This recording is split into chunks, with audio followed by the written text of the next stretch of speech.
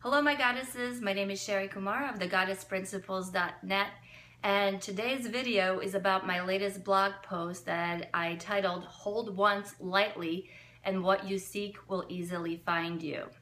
Hold once tightly and what you seek will forever elude you. So most of my readers know that I meditate. I've been doing that for many years, almost a decade now, and in the process I've discovered a lot about how the mind works, which is something I've always been fascinated by, but also discovered that once I was able to tune out the world, I became much more sensitive to energy, and I began to notice how the energies that we hold with us, or the energies that we carry with us, affect our lives, our manifestations, how what we want very, very badly actually repels the outcome, and how those things that we want very, very lightly attracts the outcome. And this is something that I read years ago in the teachings of Buddha, and I often read it in New Age magazines. A lot of yoga practitioners, love and relationship gurus talk about this. But I find that the concept is often misunderstood, mainly because much of what's been taught in Buddhism has been mistranslated into English, and I see that a lot of people misunderstand the actual teaching, and a lot of people are just confused about it. So what I wanted to clarify is the difference between want and need, and what does it mean to want lightly. In my previous videos, I have talked about what's the difference between wanting something and needing something, and this is exactly what Buddha was trying to teach when he says you should be wanting something lightly. Wanting, the word wanting has been mistranslated into English, and what Buddha was really trying to teach is that you shouldn't be needing. You should not be feeling the energy of need in your body. You should not be needy or in a needful mindset. And other religious texts have also taught the same thing, to not need. Need is a very negative energy, and it actually repels that thing that you want. Want is a much lighter energy, and it can attract what you want depending on how you feel about the object.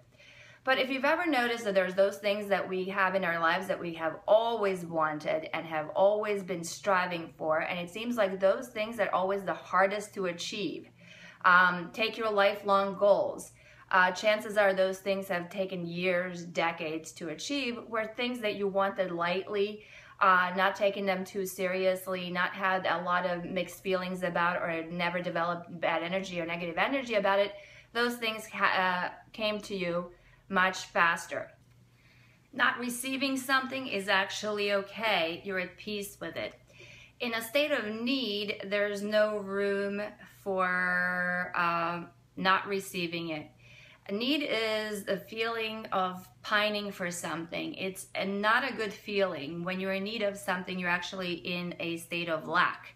You're acknowledging the fact that what you want is here. You're acknowledging the fact that you don't believe it's coming, and that disbelief actually creates almost a desperation for it to come, which creates that negative feeling or negative energy or vibe inside you. So that's a distinction between needing and wanting, and that's something that Buddha and a lot of Buddhist teachers today, a lot of Hindu practitioners today talk about why you should not, they say why you should not want, but what they really mean, the clearer translation is why you should not need. Wanting is good. Wanting makes the world go around. The more things you want, the more things you strive for, the more things you're willing to work for, the more things you achieve, the more you feel better, the more life goes on, the more you flow, the more you progress. It's quite okay to want things, and it's not a selfish thing at all. As a matter of fact, the more you want, the more expansion you have in your life. So feel free to dream big and go after your dreams. There's nothing wrong with that. You'll find that the more easy you are with the subjects that you want, the less pressure you put on yourself, the less pining you have for those things, you'll find that those things are much easier to achieve. So want lightly means don't put too much effort in it. Don't bend over backwards to get it. Don't kill yourself trying to get it. Allow it to happen, be easy of it, take it with a sense of humor, have a really good attitude about it, and if it doesn't happen, it's okay. Something like it is going to happen. A lot of my readers and clients are trying to manifest a relationship or marriage or launch a new business, and I see that the ones who are very easy about it are the ones who are much more likely to get it first. The ones who have no hard expectations, no hard needs to be married. They're usually the ones who find that first, and it's usually, you know, the young women whose goal is not necessarily to get married right after college, or it's the older ones who just completely have no need for a relationship. They're the ones who find people over and over and over again, easy. The ones who have a need for it, whether it's an emotional need to bond with somebody, whether it's spiritual need, whether it's that hunger to connect with another human being. If that feels like a hunger, like it's almost a desperation, you can be certain that that energy that you feel in your body and in your heart is actually repelling that thing away from you. And a lot of people are asking me, what signal am I sending out there? Because a lot of them are very accomplished professionals. They have great personalities. They're very, very successful, but what signal am I sending out there? And believe it or not, we all have the capacity to feel energy, and if we're not even aware of it, at the very least, we pick up vibes from people, and most people are not even aware of what they're standing out there, but a lot of those vibes are negative. You're not going to give me that relationship that I want. Oh, you don't want marriage? Oh, you just want to fling, and that's an attitude that even if you don't verbally state it to a person, it's coming out of your pores, it's coming out of your aura, it's coming out, you may not even, you don't have to use words. People can sense that a mile away, especially the opposite sex. I had another client who wanted to launch a business and had extremely specific ideals, for this company, and needed to go through things to happen according to this business plan, which any successful business person will tell you, nothing ever happens according to plan, and you have to be flexible, and you have to be willing to adjust and constantly reinvent yourself. But when you have specifics, and when you have a very narrow-minded view of what you're willing to accept in life, well, those things can't come because you get very much attached to those things, and we all know that attachment to things, people, and objects basically tells the universe, I only want it this way. I don't believe you. If you deliver me something that doesn't fit those parameters, I'm ungrateful. I'm not appreciating it. You're also not leaving room for just enjoying life. It's okay for things to not turn out exactly as planned. It's okay for the universe to surprise you. But the need to control the outcome, the need for the outcome to be a certain way or only one way is exactly what repels the outcome. And I find those people who have very specific needs and who are almost stubborn about what they want, they're the last ones to get it. So be lighthearted about all those things that you want. Have a sense of humor about it. If you haven't received them, it's not the end of the world. Always, always, always be okay with not having it. Be at peace with not having it, but also don't hold it in your vibration. People can sense when you need something badly, and they will not be comfortable giving it to you. It's the women who have such a great need for another human being that actually repel that human being, because no one feels comfortable satisfying your need. No one feels comfortable approaching you because they sense that perhaps you might consume them with that need. A lot of people know right away, hey, I will not be able to meet your needs, so back off. And so in that process, you lose an opportunity to meet a lot of great people.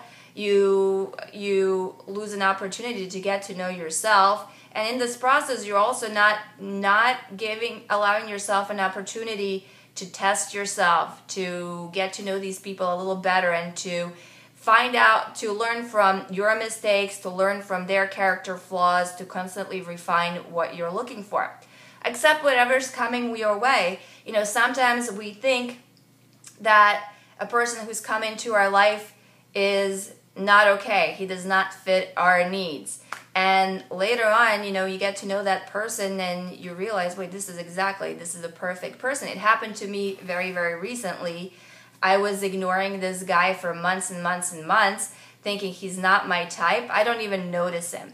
And it wasn't until I pretty much followed whatever the universe was throwing my way, I ended up spending 5 days with this person I was so stubbornly opposed to. And I realized, wait a minute, this is exactly who I asked for. Exactly. He's absolutely perfect. I can't even think of one thing that's wrong with this person, but it was really my stubbornness and my attachment to the idea of the kind of person that I'm likely to be a good fit with.